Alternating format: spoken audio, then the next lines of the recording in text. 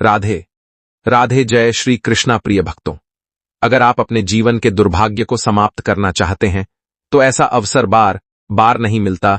13 फरवरी की विजया एकादशी ऐसी तिथि मानी गई है जब छोटा सा किया गया शुभ कर्म भी लंबे समय तक फल देता है। कई लोग दिन रात मेहनत करते हैं परंतु परिणाम उनके अनुसार नहीं मिलते। आय आती है पर टिकती नहीं, काम बनते बनते रुक जाते हैं। मन में भय और अस्थिरता बनी रहती है। शास्त्रों में इसे भाग्य की सुप्त अवस्था कहा गया है, अर्थात कर्म हो रहा है परंतु उसका द्वार पूरी तरह खुला नहीं है।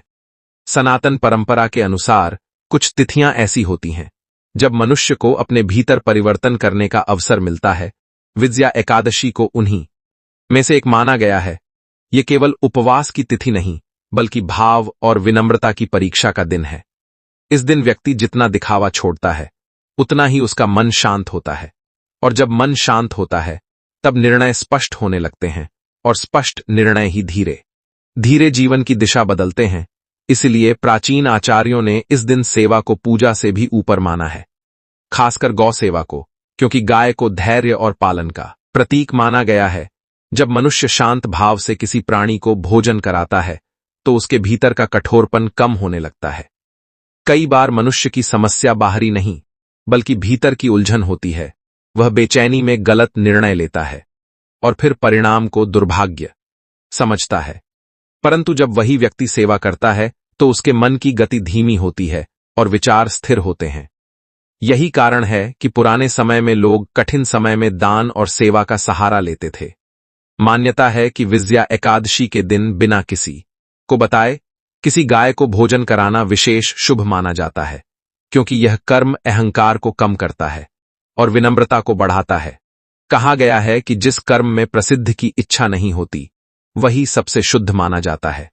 इस दिन सुबह उठकर स्वच्छ होकर भगवान का स्मरण किया जाए और शांत मन से कोई साधारण वस्तु जैसे हरा चारा, गुड़ या रोटी लेकर गौशाला या सड़क किनारे खड़ी किसी गाय को प्रेम से अर्पित किया जाए तो व्यक्ति के भीतर सकारात्मक परिवर्तन शुरू होता है।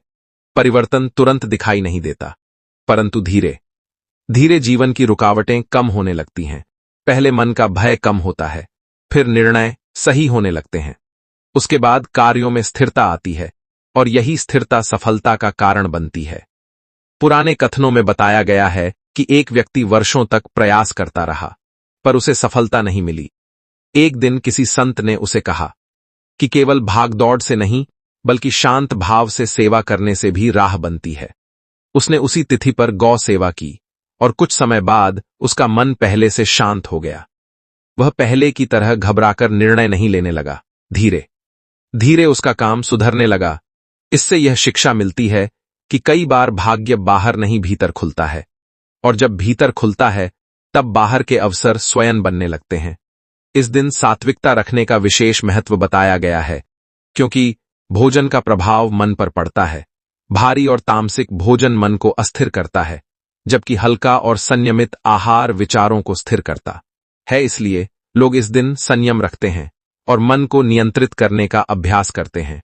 साथ ही किसी की निंदा न करना, क्रोध न करना और यथासंभव शांत रहना भी उतना ही आवश्यक माना गया है, क्योंकि सेवा तभी फल देती है जब मन भी निर्मल रहे। केवल कर्म करने से नहीं बल्कि भाव से परिवर्तन आता है। कई लोग उपाय तो करते हैं पर मन में संदेह रखते हैं, इसलिए उन्हें अंतर अनुभव नहीं होता। परंतु जो व्यक्ति सरलता से करता है वह पहले मन की शांति पाता है और वही शांति उसके व्यवहार को बदल देती है। जब व्यवहार बदलता है तो संबंध सुधरते हैं, और जब संबंध सुधरते हैं तो अवसर बढ़ते हैं। इस प्रकार एक छोटा सा कर्म धीरे धीरे जीवन में बड़ा परिवर्तन बन जाता है और अवसर बढ़ते हैं। इस प्रकार एक छोटा सा कर्म धीरे धीरे जीवन में बड़ा परिवर्तन बन जाता है। कई लोग पूछते हैं, क्या केवल एक दिन का कार्य जीवन बदल सकता है? इसका उत्तर यह है कि परिवर्तन एक दिन में दिखाई नहीं देता, पर शुरुआत एक क्षण से होती है। जैसे बीज बोने के बाद वृक्ष तुरंत नहीं बनता, पर उसी दिन उसकी दिशा तय हो जाती है। उसी प्रकार इस दिन किया गया शुभ संकल्प मन को नई दिशा देता है। जब व्यक्ति सेवा भाव से झुकता है तो उसके भीतर का अहंकार कम होता है, और यही अहंकार अक्सर निर्णयों को गलत दिशा में ले जाता है। विनम्र व्यक्ति अवसर पहचान लेता है, जबकि अहंकारी व्यक्ति उन्हें खो देता है। इसलिए इस तिथि को विजय का आरंभ कहा गया है। विजय का अर्थ केवल किसी प्रतियोगिता को जीतना नहीं, बल्कि अपने भ्रम और भय पर विजय पाना भी है। जब मनुष्य का मन भय से मुक्त होता है तो वह साहसपूर्वक प्रयास करता है और साहस से किए गए कर्मों में सफलता की संभावना बढ़ जाती है। परंपरा में यह भी कहा गया है कि इस दिन दिया गया भोजन केवल पेट भरने के लिए नहीं, बल्कि कृतज्ञता व्यक्त करने का माध्यम है। जब व्यक्ति कृतज्ञ होता है तो उसका ध्यान कमी से हटकर उपलब्धियों पर जाता है और यही दृष्टिकोण उसके व्यवहार को सकारात्मक बनाता है। सकारात्मक व्यवहार से लोग सहयोग करने लगते हैं और सहयोग से कार्य सरल हो जाते हैं। इस प्रकार जो पहले कठिन लगता था वही धीरे धीरे सहज होने लगता है। कई परिवारों में देखा गया है कि जब घर का कोई सदस्य नियमित रूप से सेवा या दान करता है तो घर का वातावरण शांत होने लगता है, झगड़े कम होते हैं और अनावश्यक खर्च घटता है। इसका कारण आध्यात्मिक से अधिक मनोवैज्ञानिक होता है, क्योंकि शांत मन सही प्राथमिकता तय करता है और गलत खर्चों से बचाता है। इसलिए इस दिन को केवल धार्मिक अनुष्ठान न मानकर आत्मसंयम का अभ्यास माना गया है। यदि व्यक्ति उस दिन किसी से कठोर वचन न बोले और संयम रखे तो उसे अनुभव होगा कि क्रोध के बिना भी कार्य पूरे हो सकते हैं। यही अनुभव धीरे धीरे आदत बन जाता है और आदत ही भाग्य का निर्माण करती है।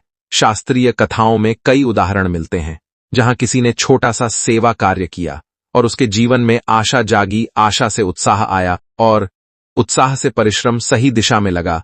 इसलिए कहा गया कि सेवा चमत्कार नहीं करती, बल्कि मनुष्य को चमत्कार करने योग्य बना देती है।